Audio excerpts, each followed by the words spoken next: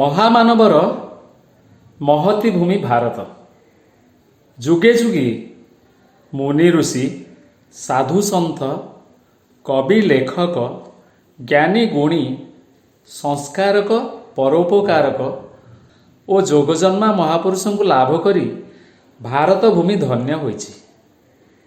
ଏପରିକି ନରଦେହରେ ନାରାୟଣଙ୍କର ଅବତାର ଏ ଭୂମିକୁ କରିଛି ପୂତ ପବିତ୍ର। ଏ ଭୂମିର ଦୁର୍ଦ୍ଦିନରେ ମଧ୍ୟ ଜନ୍ମ ନେଇଛନ୍ତି ମହାପୁରୁଷ। ଜନତାର ଦୁଃଖ କଷ୍ଟ, ଶୋଷଣ, ପେଷଣ, ଅତ୍ୟାଚାର, ନିର୍ଯାତନାକୁ ନୀଳକଣ୍ଠଙ୍କ ପରି ପାନ କରି ଦେଇ ଯାଇଛନ୍ତି ସୁଖ ଓ ଶାନ୍ତି ଓ ପ୍ରୀତିର ଅମୃତଧାରା। ଏଭଳି ଜଣେ ଅମୃତମୟ ହିତୈଷୀ ଯୁଗପୁରୁଷ ହେଉଛନ୍ତି ମହାମାନବ ମହାତ୍ମା ଗାନ୍ଧୀ। ମହାତ୍ମା ଗାନ୍ଧୀ ଗୁଜୁରାଟ ରାଜ୍ୟର କାଠିଆବାଡ଼ ଜିଲ୍ଲା ଅନ୍ତର୍ଗତ ପୋରବନ୍ଦରଠାରେ 1869 ମସିହା ଅକ୍ଟୋବର 2 ତାରିଖରେ ଜନ୍ମ ହୋଇଥିଲେ। ତାଙ୍କର ପିତାଙ୍କ ନାମ ଥିଲା କରମଚାନ୍ଦ ଗାନ୍ଧୀ। ସେ ଜଣେ ଦେୱାନ ଥିଲେ। ମାତା ପୁତଲିବାଇ ଥିଲେ ଜଣେ ଧର୍ମପ୍ରାଣ ମହିଳା। 13 ବର୍ଷ ବୟସରେ ଗାନ୍ଧୀଜୀ ବିବାହ କରିଥିଲେ। ତାଙ୍କ ସ୍ତ୍ରୀଙ୍କ ନାମ ଥିଲା କସ୍ତୁରବାଇ। ତାଙ୍କର ପିଲାଦିନର ନାମ ଥିଲା ମୋହନ ଦାସ। ମାତାଙ୍କ ହିନ୍ଦୁ ଆଦର୍ଶର ପ୍ରଭାବ ଓ ପିତାଙ୍କର ସିଦ୍ଧାନ୍ତବାଦୀ ବିଚାର ଗଭୀର ପ୍ରଭାବ ତାଙ୍କର ଉପରେ ପଡ଼ିଥିଲା। ଗାନ୍ଧୀଜୀ ପିତାଙ୍କ ନିକଟରେ ରାଜକୋଟରେ ଥିଲାବେଳେ ହାଇସ୍କୁଲ ଶିକ୍ଷା ଶେଷ କରିଥିଲେ। ସେତେବେଳକୁ ତାଙ୍କର ବୟସ ଥିଲା 17 ବର୍ଷ। ସେ ବଡ଼ ଲାଜକୁଳା ଥିଲେ। ଗାନ୍ଧୀଜୀ ଛାତ୍ର ଜୀବନରେ ଖେଳକୁଦ ପାଇଁ ଲାଳାୟିତ ନଥିଲେ। ମ୍ୟାଟ୍ରିକ ପରୀକ୍ଷାରେ ଉତ୍ତୀର୍ଣ୍ଣ ହୋଇ ସେ ଆଇନ ପଢ଼ିବାକୁ ବିଲାତ କଲେ। ଯିବା ପୂର୍ବରୁ ମଦ ମାଂସ ସ୍ପର୍ଶ ନ କରିବା ପାଇଁ ମାଆଙ୍କୁ କଥା ଦେଇଥିଲେ। ଇଂଲଣ୍ଡରେ ପ୍ରାୟ 3 ବର୍ଷ ରହି ଓକିଲାତି ଶିକ୍ଷା ଶେଷ କରି ବାରିଷ୍ଟର ଉପାଧି ଲାଭ କରିବା ପରେ ଭାରତ ପ୍ରତ୍ୟାବର୍ତ୍ତନ କଲେ। ବମ୍ବେରେ ଗାନ୍ଧୀଜୀଙ୍କର କର୍ମମୟ ଜୀବନ ଆରମ୍ଭ ହୋଇଥିଲା ଓକିଲାତିରେ। ସ୍ୱବୃତ୍ତିରେ କିନ୍ତୁ ସେ ସଫଳତା ପାଇଲେ ନାହିଁ। ଏହି ସମୟରେ ଗାନ୍ଧୀଜୀ ଜଣେ ଭାରତୀୟ ବ୍ୟବସାୟୀଙ୍କ ଦ୍ୱାରା ଆହୂତ ହୋଇ ଓକିଲାତି କରିବା ପାଇଁ ଦକ୍ଷିଣ ଆଫ୍ରିକା ଯାତ୍ରା କଲେ। ସେଠାକାର ଭାରତୀୟମାନଙ୍କ ଉପରେ ଗୋରା ଶାସନର ହୃଦୟହୀନତା, ଅମାନବିକତା ଓ ଅତ୍ୟାଚାର ଦେଖି ସେ କ୍ଷୁବ୍ଧ ହୋଇଯାଇଥିଲେ। ମୁଣ୍ଡର ପଗଡ଼ି ଖୋଲିବା ପାଇଁ ଜଜ୍ଙ୍କର ନିର୍ଦ୍ଦେଶକୁ ଅବମାନନା କରି ସେ ଅଦାଲତ ତ୍ୟାଗ କରିବାକୁ ଶ୍ରେୟ ମଣିଥିଲେ। ଏଭଳି ତିକ୍ତ ଅନୁଭୂତି ନେଇ ସେ ଗୋରା ସରକାରଙ୍କ ବିରୋଧରେ ସ୍ୱର ଉତ୍ତୋଳନ କଲେ। 1906 ମସିହା ଟ୍ରାନ୍ସଭାଲ କଳା ଆଇନକୁ ବିରୋଧ କଲେ। ସତ୍ୟାଗ୍ରହ ଆନ୍ଦୋଳନ ମାଧ୍ୟମରେ ଶୋଷିତ ଅତ୍ୟାଚାରିତ ଭାରତୀୟଙ୍କୁ ଏକାଠି କରି ସ୍ୱାଧୀନ ଚେତନାରୁ ବିକାଶ ଘଟାଇଲେ। ସଫଳତା ତାଙ୍କର ପଦସ୍ପର୍ଶ କଲା।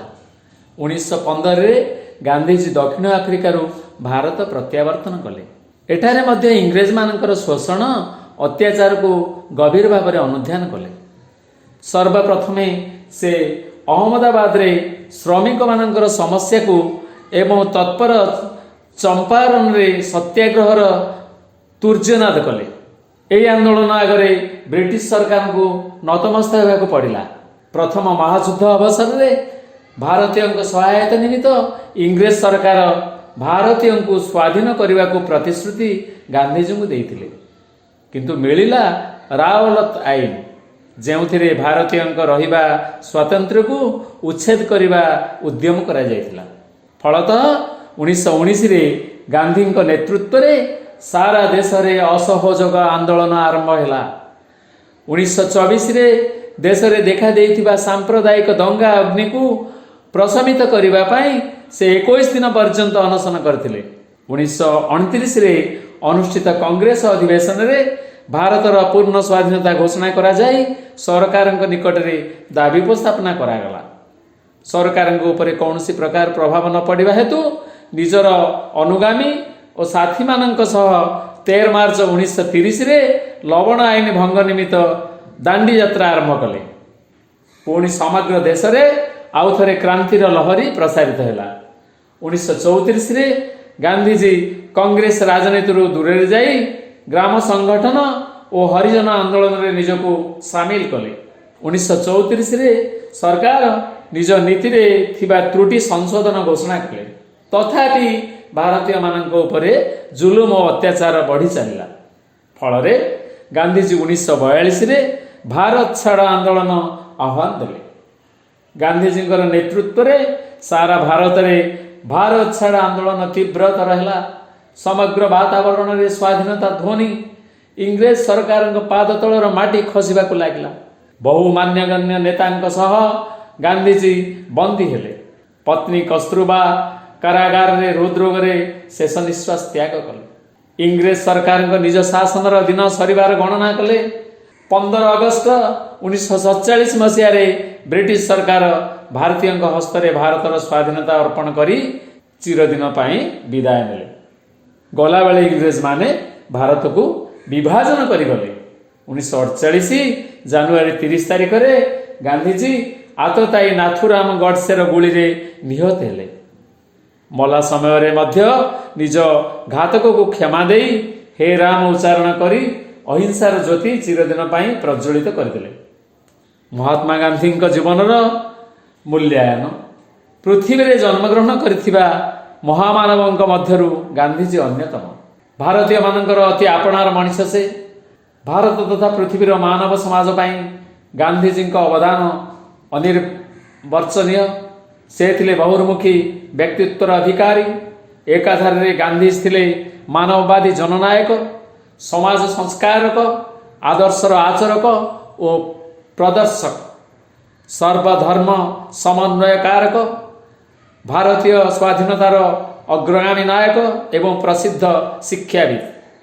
ସତ୍ୟ, ଅହିଂସା, ବିଦେଶୀ ଦ୍ରବ୍ୟ ବର୍ଜନ, ସ୍ୱଦେଶୀ ଦ୍ରବ୍ୟର ପ୍ରସାର, ଗ୍ରାମ ସଂଗଠନ, ହରିଜନ ଉତ୍ଥାନ ଓ ହିନ୍ଦୁ ମୁସଲମାନ ଏକତା ସ୍ଥାପନ ଗାନ୍ଧିଜୀଙ୍କ ଦୃଷ୍ଟିରେ ସ୍ୱାଧୀନତା ପ୍ରାପ୍ତିର ଥିଲା ଏକ ମୁଖ୍ୟ ଉପାଦାନ।